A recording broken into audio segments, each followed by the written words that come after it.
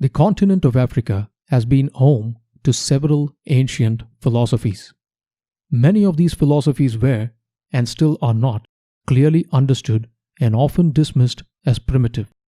Many of these religions were persecuted into extinction.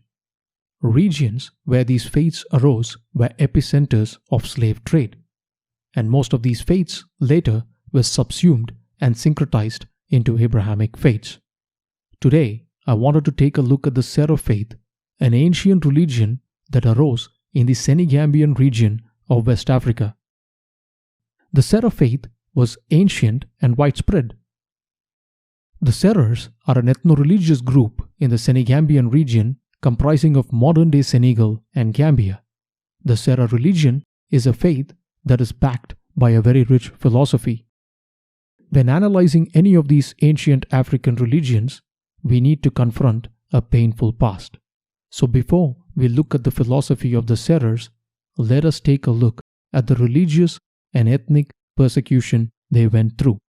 Again, this is just to give context and not intended to offend anyone. In the 11th century, King War Jabi, the Islamic king of the Takrur region, which comprises some parts of modern-day Senegal, introduced Sharia law and converted most of the subjects to Islam. There were a series of wars waged against the Sera people of Takrur, resulting in their persecution. In the 19th century, the Sera people were constantly subjected to wars by the Marabouts of Senegambia. The Marabouts refer to these wars as jihadic expeditions. Maba Diaku, also called Maba Jaksu, was a Fulani leader who led many of these expeditions. In around 1850, a civil war broke out in the region of Gambia between the pagan Soninke and the Marabouts. The Seras participated in this war too. According to scholars, prisoners were given two choices: to convert or to die. Many of the Sera people converted to other faiths. Many took their own lives. Many were enslaved and put to work in peanut plantations. Around this time, the transatlantic slave trade had also picked up. Senegal and Gambia had a painful past. They were epicenters of slave trade. In fact, a study found that 50% of freed slaves in the St. Louis region were of Serer and Wolof heritage. The persecution still exists to some extent, and attacks still happen. In fact, the Dogon people who follow a religion similar to that of the Sera have come under increasing attacks in Mali. Many of the Dogon still follow their traditional faith.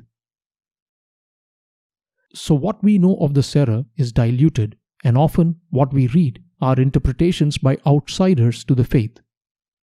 In fact, most of what we know of the Sera comes from the work of Father Henry Graverand, who was a French Catholic missionary to Africa.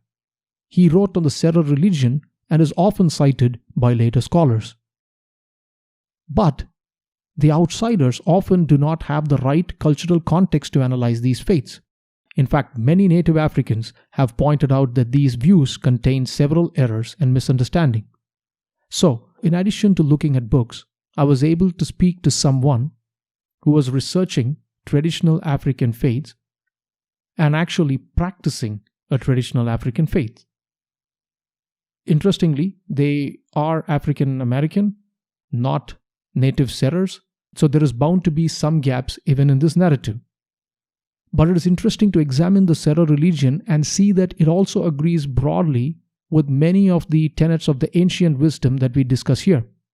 We see that the concepts of an infinite God energy, reincarnation, and karma are central to this faith.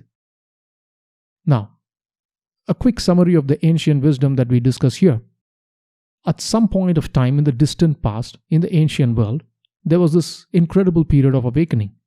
The thoughts propounded by this awakening underlie most of the Dharmic faiths, particularly Vedantic Hinduism and some aspects of Buddhism. The essence of this ancient enlightenment can be summarized by the following points. The knowledge postulated the presence of an infinite God energy, called the Brahman, the Oversoul, or infinite consciousness. The knowledge also states that a divine soul, a self, exists within each being, and this soul transcends physical death. The self is a part of the ultimate reality, and the material world is illusory, and the actions in this world, karma, dictates the progression of the soul towards salvation, and this progression can last over various cycles of birth and death. As we will see, the Sera faith too broadly agrees with most of these ancient principles. The Sera refer to the God energy responsible for creation as Roog. Roog is the creator of the universe, but right off we see that Roog is not an external God. Roog, like the Brahman of Vedanta, is an impersonal, infinite God energy. The Sera actually do not pray to the Roog.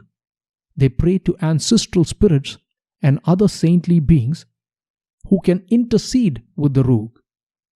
For the Sera, God is life itself, and the Roog is everything. Like the Akan and other ancient African philosophies, the Sera too are more monistic, not monotheistic. They do not externalize the God energy.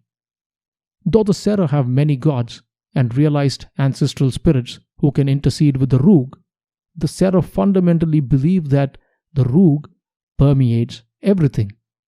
So, the Sera believe in an infinite God energy and that every individual being has a spark of the divine in them.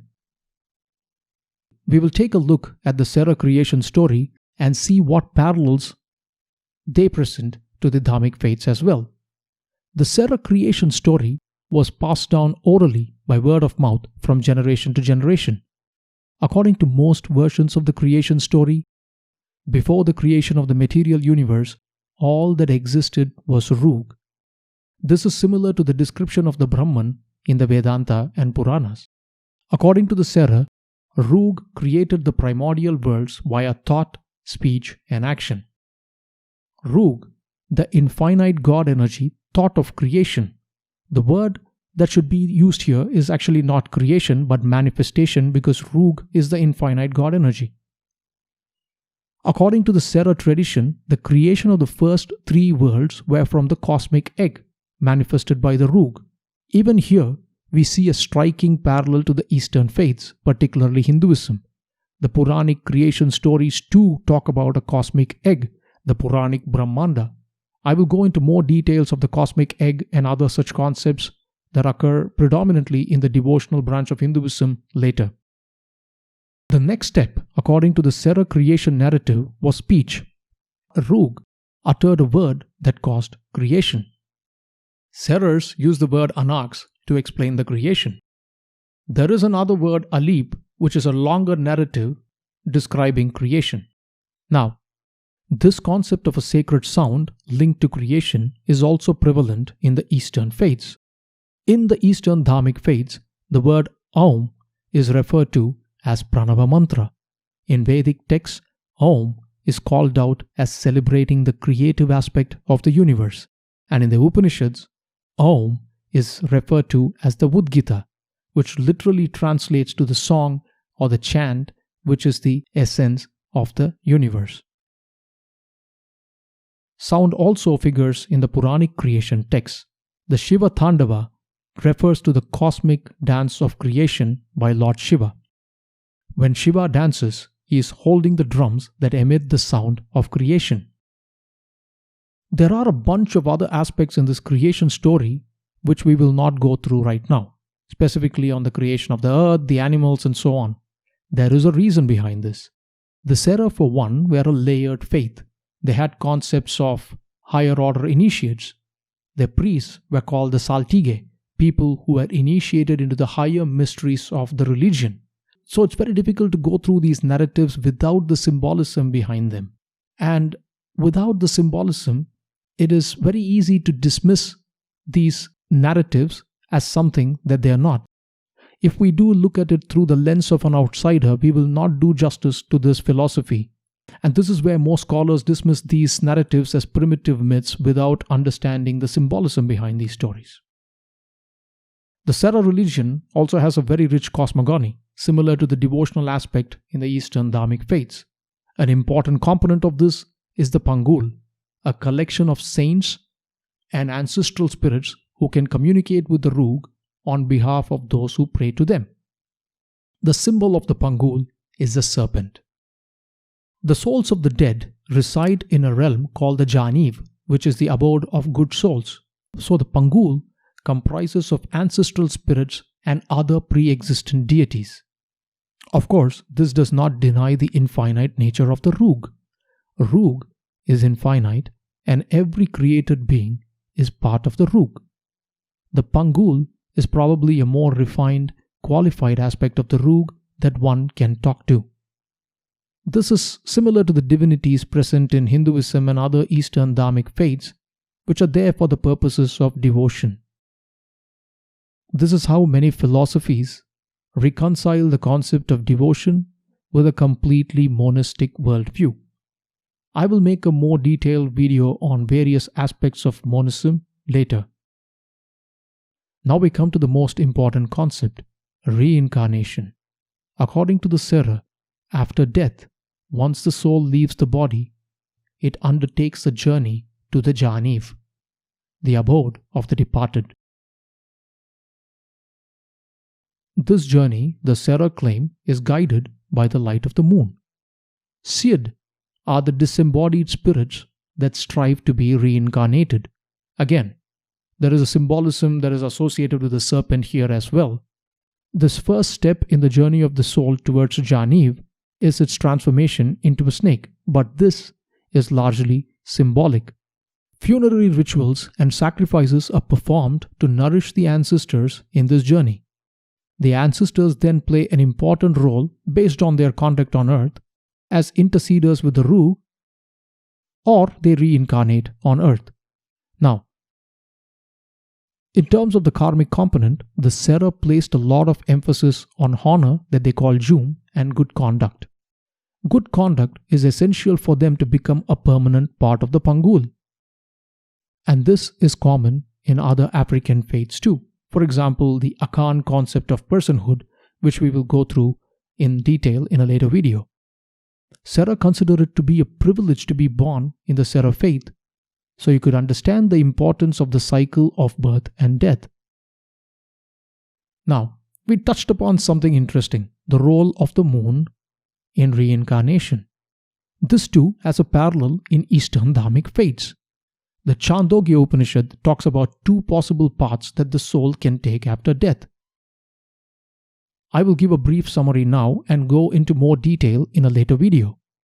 The first path is the path for austere renunciates, those who have lived life in accordance with Dharma and are fully cognizant of the fact that they are one with the Absolute.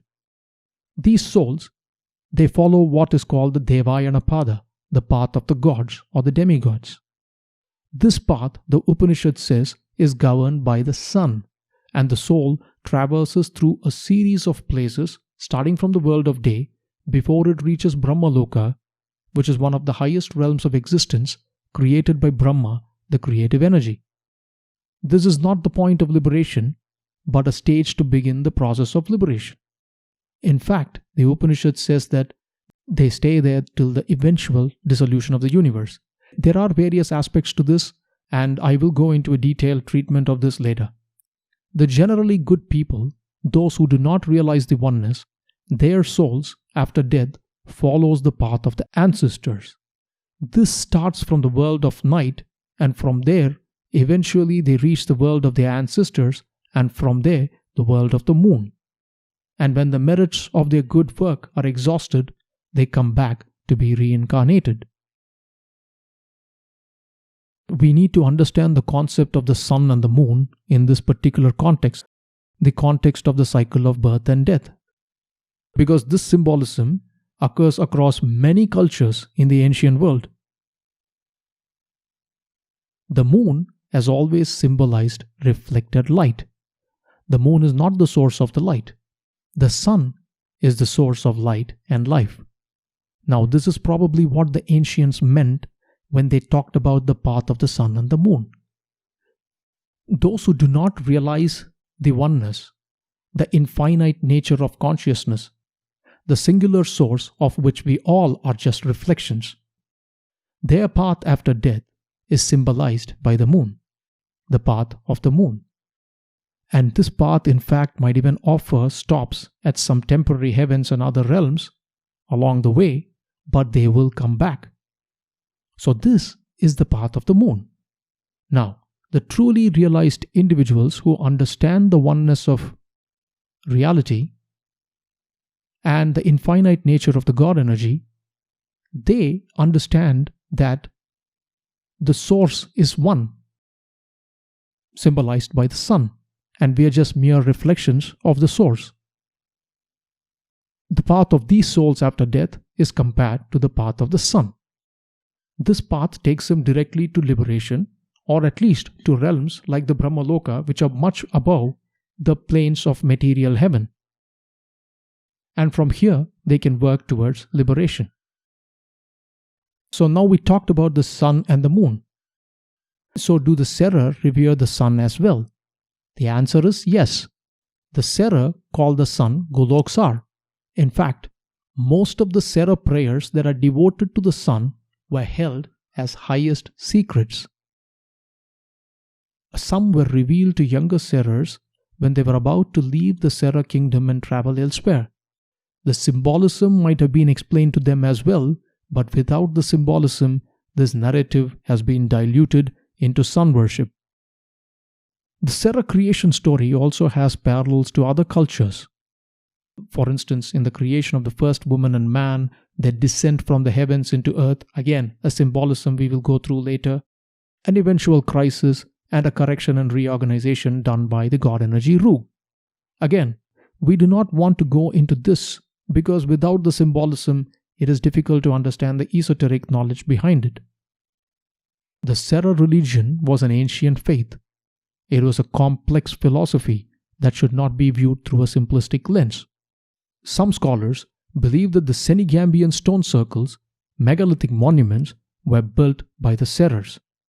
And the extent of these ancient megalithic monuments is immense. There are approximately 29,000 stones, 17,000 monuments strewn across 2,000 individual sites. Apart from the faith, the Serers had a rich knowledge of astronomy, similar to the Eastern counterparts. The star system Sirius was an important star system for the Serer. They referred to it as the Unir. The Serer knew that the earth rotated about an axis. They had knowledge of herbal medicine. But most of their philosophy and the underlying symbolism now seems to be lost, or at the least not easy to find. There is a reason for this too. Religions that talk about reincarnation and the associated concepts of karma and atma have always been persecuted. Faith in reincarnation will prevent blind attachment to certain labels, and so it cannot be used to create theological empires to subject the other unjustly. The Eastern faiths like Hinduism and Buddhism survived because they had a rich devotional component for the lay practitioners, in addition to the deeper philosophy for the seekers. Of course, they also went through some misinterpretations and minor perversions of the philosophy, but we'll go through that later. Now, if one component of this is destroyed, the faith goes into decline. Unfortunately, the Serers were subjected to such persecution, and right now, it is indeed difficult to find and talk to Serers who are practicing a pure version of the faith, especially those who have knowledge of both the outwardly ritualistic practices and the deeper philosophy that the faith had to offer. If on the off chance there are any practicing Serers listening to this, please do reach out to me. As always, the known is a drop and the unknown an ocean. Peace.